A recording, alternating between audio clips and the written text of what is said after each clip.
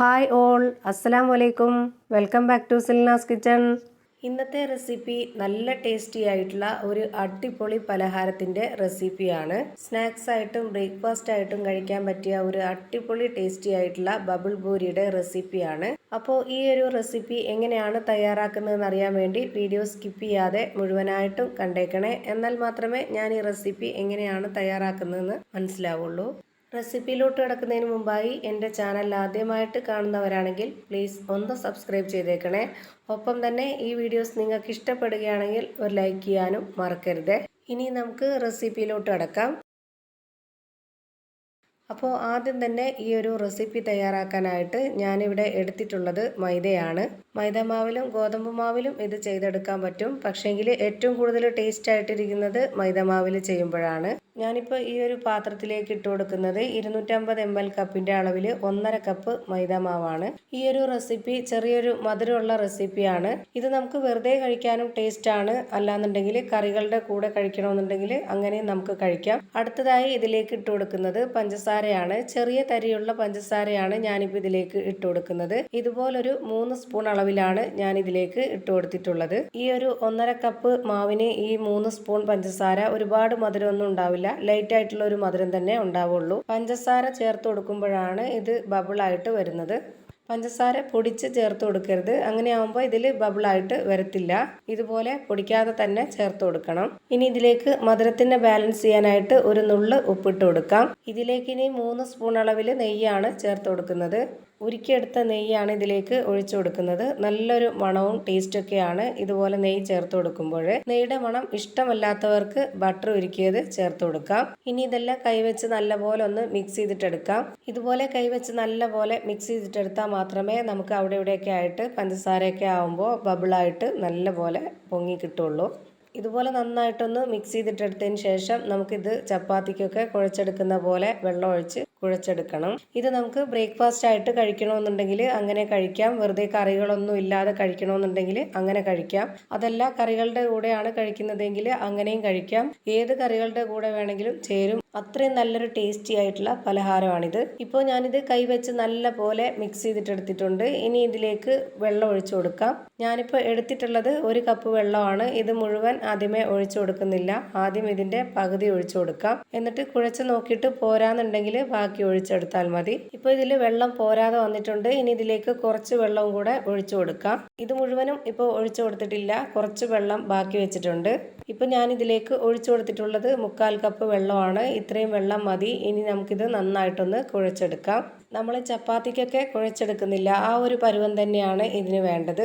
ഇത് നമ്മൾ കുഴച്ചെടുക്കുമ്പോൾ കയ്യിൽ ഒട്ടിപ്പിടിക്കുന്നുണ്ട് എന്നുണ്ടെങ്കിൽ കുറച്ച് എണ്ണയൊക്കെ ഒഴിച്ചു കൊടുത്തിട്ട് ഇതുപോലെ നന്നായിട്ടൊന്ന് കുഴച്ചെടുക്കാം. ഞാനിപ്പോൾ ഇത് ഈ ഒരു പാത്രത്തിൽ തന്നെ ഇട്ട് നല്ലപോലെ കുഴച്ചെടുത്തിട്ടുണ്ട്.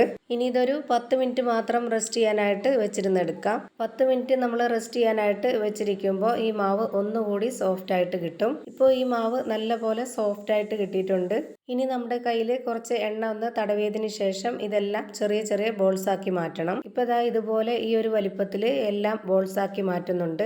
ഇപ്പോൾ 1.5 കപ്പ് മാവിൽ ഞാനിതൊരു 10 ബോൾസ് ആക്കിയിട്ടാണ് എടുക്കുന്നത്. ഇപ്പോൾ ഞാനിതാ മുഴുവൻ മാവും ഇതുപോലെ ബോൾസ് ആക്കിയിട്ട് എടുത്തിട്ടുണ്ട്.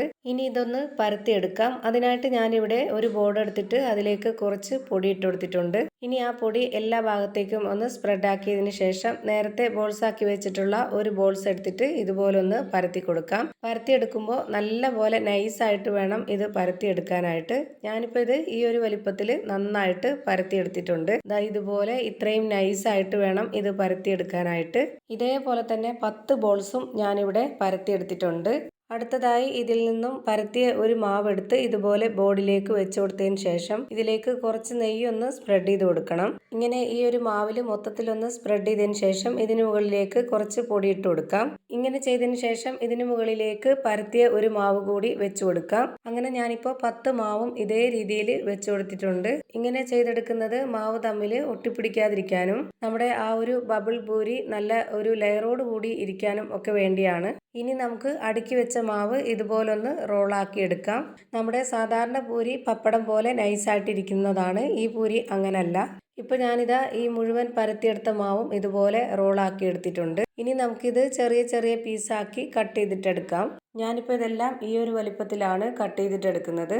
പരത്തിയെടുത്ത മാവെല്ലാം ഒന്നിനു മേളിൽ ഒന്നായിട്ട് ഇട്ട് കൊടുത്തതിന് ശേഷം ഇതുപോലെ കട്ട് ചെയ്തെടുക്കുമ്പോൾ നമ്മുടെ ഈ മാവ് ലെയറോട് കൂടിയാണ് ഇരിക്കുന്നത്.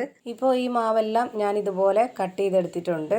ഇനി നമുക്ക് ബോർഡിലേക്ക് കുറച്ച് പൊടി കൂടി ഇട്ട് കൊടുത്തതിന് ശേഷം ഈ കട്ട് ചെയ്തെടുത്തിട്ടുള്ള മാവ് ഇതിലേക്ക് വെച്ച് കൊടുത്തിട്ട് ചെറുതായിട്ടൊന്ന് പരത്തിയെടുക്കാം. ഇതാ ഇതുപോലെ ചെറുതായിട്ടൊന്ന് പരത്തിയെടുത്താൽ മതി. ഇങ്ങനെ പരത്തിയെടുക്കുമ്പോൾ നമ്മുടെ ആ ഒരു ലെയർ ഒന്നും പോവത്തില്ല. ഇപ്പോൾ ഈ ഒരു വലിപ്പത്തിൽ ഞാൻ എല്ലാ മാവും ഇതേപോലെ തന്നെ പരത്തിയെടുത്തിട്ടുണ്ട്. ഇനി നമുക്കിത് ഫ്രൈ ചെയ്തിട്ടെടുക്കണം. അതിനായിട്ട് ഞാനിവിടെ ഒരു കടായി സ്റ്റൗവിലേക്ക് വെച്ച് ഫ്ലെയിം ഓണാക്കി കൊടുത്തിട്ടുണ്ട്. അതിലേക്ക് കുറച്ച് എണ്ണ ഒഴിച്ചു കൊടുത്തിട്ടുണ്ട്. എണ്ണ നന്നായിട്ടൊന്ന് ചൂടായിട്ട് വരുമ്പോൾ അതിലേക്ക് ഒരെണ്ണം ഇട്ട് കൊടുക്കാം. ഇതുപോലെ മാവ് എണ്ണയിലേക്ക് ഇട്ട് കൊടുത്ത ശേഷം ഉടനെ തന്നെ മീഡിയം ഫ്ലെയിമിലോട്ട് മാറ്റണം. എന്നിട്ട് ആ ഒരു ഫ്ലെയിമിൽ വെച്ചിട്ട് വേണം നമ്മളിത് വേവിച്ചെടുക്കാനായിട്ട്. ഫ്ലെയിം കൂട്ടി വെച്ചാൽ പെട്ടെന്ന് തന്നെ കരിഞ്ഞു പോവും, അകമൊന്നും വെന്ത് കിട്ടുകയില്ല. ഇതുപോലെ മാവിട്ട് കൊടുത്ത ശേഷം എണ്ണ അതിന് മുകളിലേക്കായിട്ട് ഇതുപോലെ കോരി ഒഴിച്ചു കൊടുക്കുക. അങ്ങനെ ആകുമ്പോൾ നമ്മുടെ ഈ ഒരു ബബിൾസ് ഒക്കെ കറക്റ്റായിട്ട് തെളിഞ്ഞു വരും. ഈ ഒരു ബബിൾ പൂരി കാണാൻ തന്നെ ഒരു പ്രത്യേക ഭംഗിയാണ്, അതുപോലെ തന്നെ കഴിക്കാനും നല്ല ടേസ്റ്റാണ്. ഇനി ഇതൊന്ന് തിരിച്ചിട്ട് കൊടുക്കാം. ഇതിൻ്റെ അകമെല്ലാം ലെയർ ആയിട്ട് ഇരിക്കുന്നത് കൊണ്ട് തന്നെ ഇത് വെന്ത് കിട്ടാനായിട്ട് കുറച്ച് സമയമെടുക്കും. അതുവരേക്കും നമുക്കിത് തിരിച്ചും മറിച്ചൊക്കെ ഇട്ട് കൊടുത്തിട്ട് നന്നായിട്ടൊന്ന് വേവിച്ചെടുക്കണം. അതുപോലെ തന്നെ ഇത് ലോ ഫ്ലെയിമിലിട്ട് വേവിച്ചെടുക്കരുത്. ലോ ഫ്ലെയിമിലിട്ട് വേവിച്ചെടുത്താൽ ഈ ഒരു പൂരി കറക്റ്റായിട്ട് വെന്ത് കിട്ടില്ല, വാടിപ്പോവും. ഇപ്പോൾ ഈ ഒരു പൂരി മൊത്തത്തിലൊന്ന് പൊള്ളി വരുന്നുണ്ട്. ഈ ഒരു സമയമാകുമ്പോൾ നമ്മുടെ ഈ പൂരി വെന്തുന്നാണ്. ഇനി നമുക്കിതൊന്നും കൂടി മറിച്ചിട്ട് കൊടുത്തതിന് ശേഷം ഈ ഒരു ഭാഗം 1 സെക്കൻഡ് ഒന്ന് വേവിച്ചെടുത്ത ശേഷം ഇത് നമുക്ക് എണ്ണയിൽ നിന്ന് കോരി മാറ്റാം. അപ്പോൾ നമ്മുടെ ബബിൾ പൂരി റെസിപ്പി റെഡി ആയിട്ടുണ്ട്. നല്ല ടേസ്റ്റി ആയിട്ടുള്ള ഒരു അടിപൊളി റെസിപ്പിയാണ്. തീർച്ചയായിട്ടും നിങ്ങളും ഇതുപോലെ ഒന്ന് ട്രൈ ചെയ്ത് നോക്കണം. നിങ്ങൾക്ക് എല്ലാവർക്കും ഇഷ്ടമാവും. ഇതേപോലെ തന്നെ എല്ലാ മാവും ഫ്രൈ ചെയ്ത് ഒരു പാത്രത്തിലേക്ക് മാറ്റിയിട്ടുണ്ട്.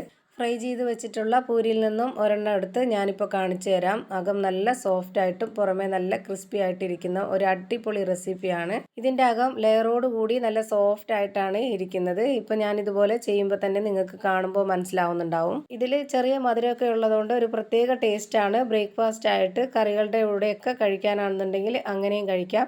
അതല്ല നമുക്ക് വൈകുന്നേരങ്ങളിൽ ചായയുടെ കൂടെ വെറുതെ കഴിക്കാനാണെന്നുണ്ടെങ്കിലും നല്ല ടേസ്റ്റാണ്. അപ്പോൾ ഇത്രയേ ഉള്ളൂ ഇന്നത്തെ റെസിപ്പി ഇഷ്ടമായാൽ ലൈക്ക് ചെയ്യാനും കമൻറ്റ് ചെയ്യാനും ഷെയർ ചെയ്യാനും മറക്കരുത്. അതുപോലെ തന്നെ പുതിയതായി ഞാനിടുന്ന വീഡിയോസ് നോട്ടിഫിക്കേഷനായിട്ട് കിട്ടുന്നതിന് വേണ്ടി സബ്സ്ക്രൈബ് ചെയ്ത് ബെല്ലൈക്കൺ അമർത്തി അതിൽ ഓൾ എന്ന ഓപ്ഷൻ എനേബിൾ ചെയ്ത് കൊടുക്കാനും മറക്കരുത്. പുതിയൊരു വീഡിയോയുമായി വീണ്ടും വരും. Thank you for watching.